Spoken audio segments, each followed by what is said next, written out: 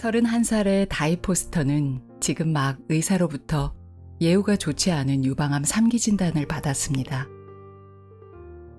암 진단을 받으면 예후에 상관없이 누구라도 압도적인 두려움을 느끼게 될 겁니다. 그 순간 환자와 가족들에게 필요한 건 희망과 정보겠죠. 그래서 자신과 같은 종류의 암에 걸린 사람 중에 절망적인 예후를 이겨낸 사람은 없는지 알고 싶어 하고 본능적으로 다른 완치자들을 찾게 됩니다. 오늘은 의사들의 예상마저 뒤엎고 암을 이겨낸 사람들의 사례와 그들이 공통적으로 실천한 10가지 치유 요소를 담고 있는 책 암, 그들은 이렇게 치유되었다 중에서 다이 포스터라는 여성의 사례를 나누려고 합니다. 특히 10가지 치유 요소 중 하나인 긍정적 감정 키우기 챕터에 그녀의 사례가 소개된 만큼 암이 재발되는 힘든 과정에서도 그녀가 어떻게 자신의 마음을 잘 다스릴 수 있었는지, 또 마음 깊숙한 곳에서 들려오는 직관의 목소리를 어떻게 신뢰하고 끝까지 따를 수 있었는지를 주목해보면 좋을 것 같습니다. 의사는 암 진단과 더불어 5년을 넘길 가능성이 없다는 말을 전하면서 지금 당장 유방절제술과 적극적인 화학요법, 그리고 방사선 치료를 받아야 한다고 선택의 여지는 없다고 말합니다. 그때 다이는 말하죠. 아니요, 이건 제 몸이에요. 선택의 여지가 있어요. 결정하는데 이틀 정도만 기다려주세요. 다이는 그때를 회상하며 이렇게 말합니다. 제 직감은 이렇게 말하고 있었어요. 자기 건강을 스스로 통제할 수 있다고 느끼는 사람의 생존율이 훨씬 더 높을 거라고. 그래서 이틀 정도 늦어져도 문제는 없을 거라고 생각했어요. 하지만 그 이틀 동안 명상을 할 때마다 시한폭탄이 뚝딱거리는 소리가 들리더라고요. 자연적인 해결법을 알아내기엔 시간이 부족하다는 생각이 들었어요.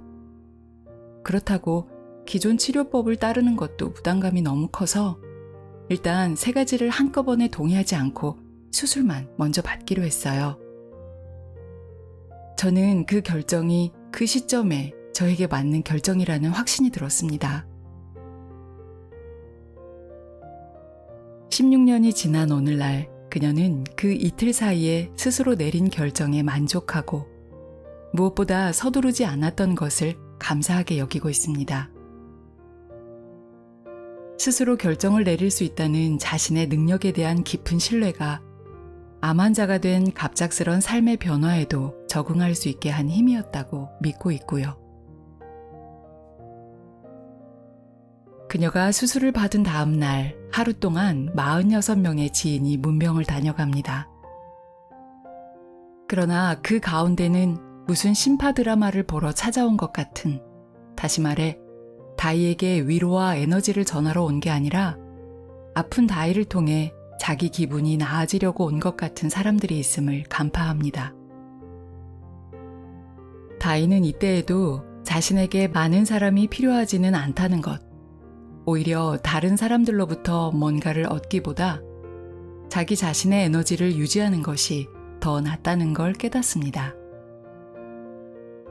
그래서 자신을 지지해줄 그룹을 작지만 더 깊게 만들기 위해 범위를 스스로 조정하기도 하고, 때론 자신의 직관에 따라 과감히 혼자만의 시간을 갖기도 합니다. 수술 후 의사가 권한 6차례의 화학요법과 방사선 치료를 따르면서 몸이 너무 힘들고 부작용과 함께 우울증이 찾아왔을 때는 이를 정면으로 마주하기도 합니다. 사람들이 놓치는 삶의 역설이 있어요. 목표가 행복이라면 슬픔에 빠져들어선 안 된다고 생각하죠. 그렇지만 내 목표가 현재에 머무는 것, 성장하는 것이라면 슬픔에 잠길 수도 있고 결국엔 더 큰 행복을 얻죠. 그리고 죽음의 역설도 있어요. 나는 죽음을 받아들였어요. 죽음을 받아들임으로써 나는 삶을 얻어요. 나는 내 몸의 모든 세포를 통해 나 자신이 오늘 살아있길 원한다는 걸 알아요. 우리는 긍정적이어야 한다고 스스로에게 정말 많은 압력을 가하지만 답은 슬픔과 분노를 받아들이고 그것을 극복하는 균형에 있어요. 그런 식으로 부정적인 감정을 놓아버려야 해요. 그러면 자연스럽게 내면에서 긍정성이 자라나 우리 밖으로 빛날 수 있어요.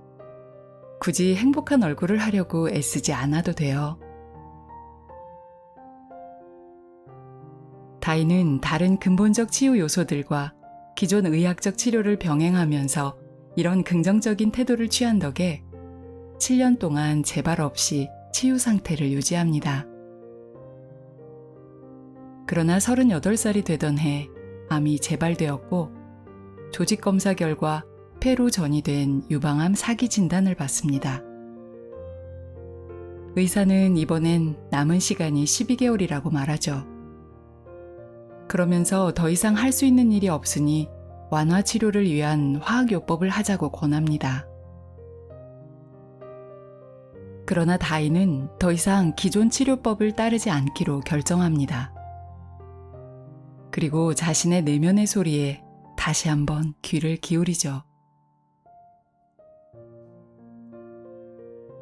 내 안에서 아주 고요한 속삭임이 들렸어요.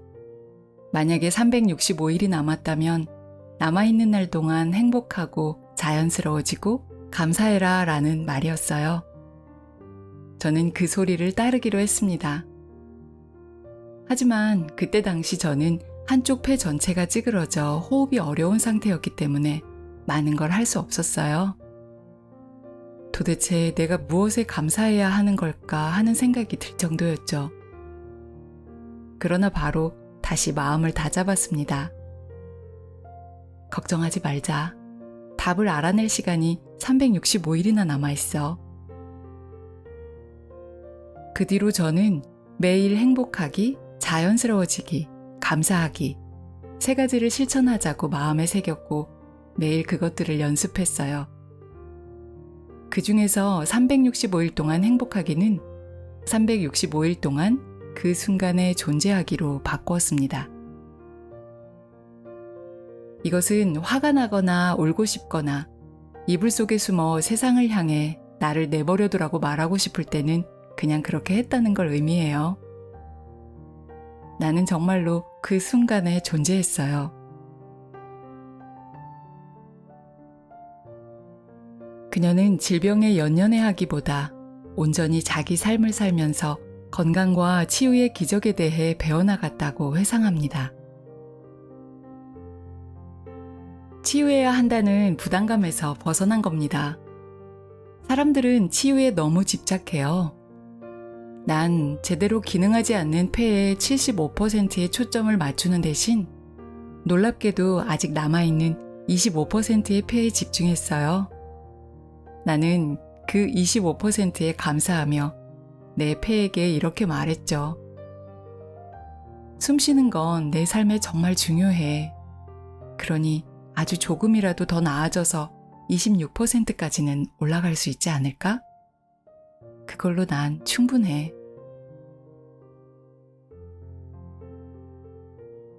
이 외에도 다인은 긍정적인 감정을 키우려면 억눌려 있는 두려움의 감정을 풀어내는 것이 선결 조건이라는 생각에 이를 마주하고 용서하는 작업을 합니다.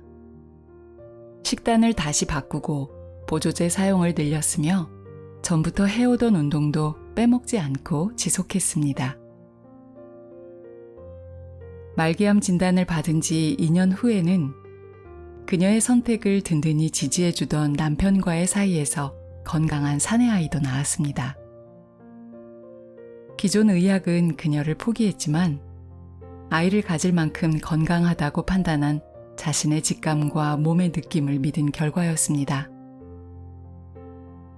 그리고 마침내 살 수 있는 날이 12개월 정도밖에 남아있지 않고 18개월 동안 살 확률은 0%라고 선고받은 지 3년 후 다인은 폐와 가슴에 질병의 징후가 전혀 없다는 판정을 받습니다. 9년이 지난 지금까지 건강하게 지내고 있고요. 그들은 이렇게 치유되었다라는 책에 실린 다이의 말 중 함께 새겨보면 좋을 만한 몇 구절 옮겨보겠습니다. 나는 실제로 삶의 공간을 향해 내 인생을 확 열어젖혔어요. 나는 감사하는 마음을 가질 때 더 많이 얻는다는 것을 알았죠. 그리고 집중하는 것에 에너지가 따라간다는 것도요. 그래서 나는 암에 관한 책이 아니라 선천적 치유와 에너지 치유사, 기적에 관한 책들을 읽었죠.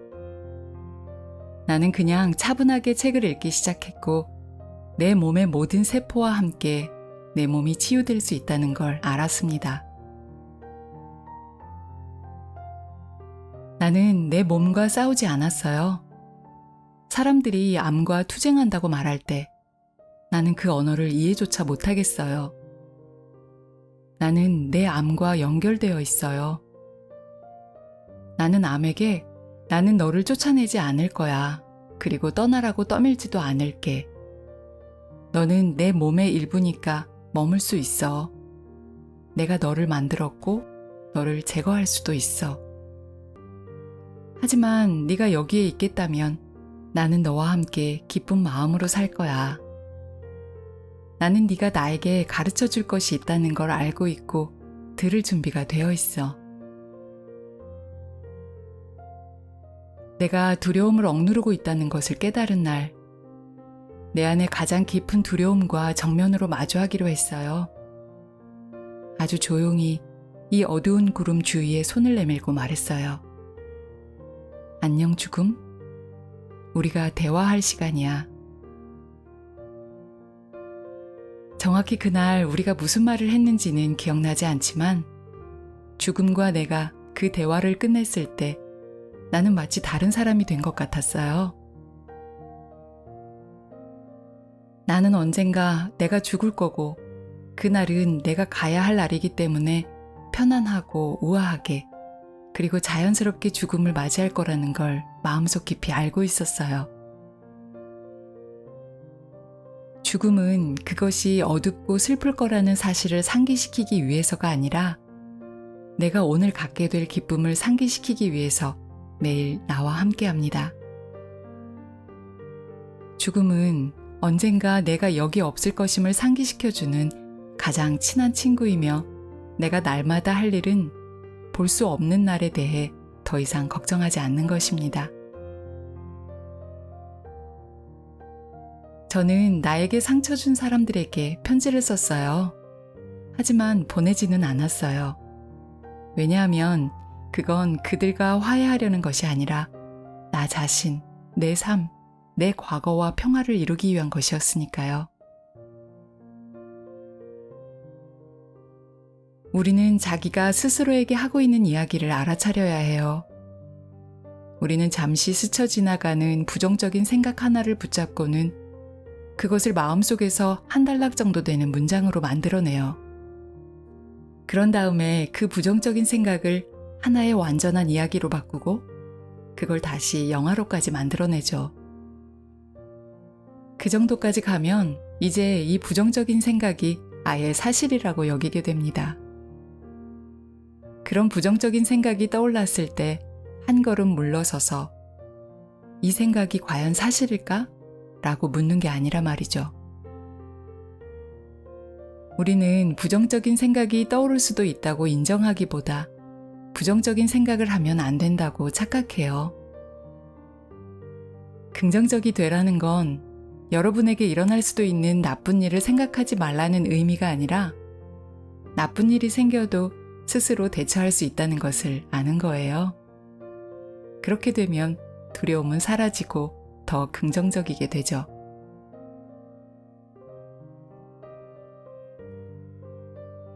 근본적 치유를 이뤄낸 여성 다이 포스터가 들려주는 삶의 자세는 몸이 아프든 그렇지 않든 우리 모두에게 도움이 될 것 같습니다.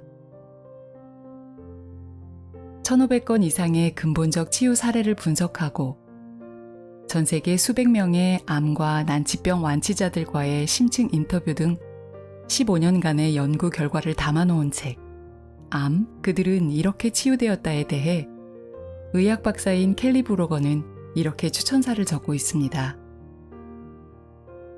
이 획기적인 책에서 불가능은 가능이 된다. 이 책은 당신 안에 있던 네, 맞아요. 더 나은 방법이 있어요. 라는 작은 목소리를 꺼낼 수 있게 해준다.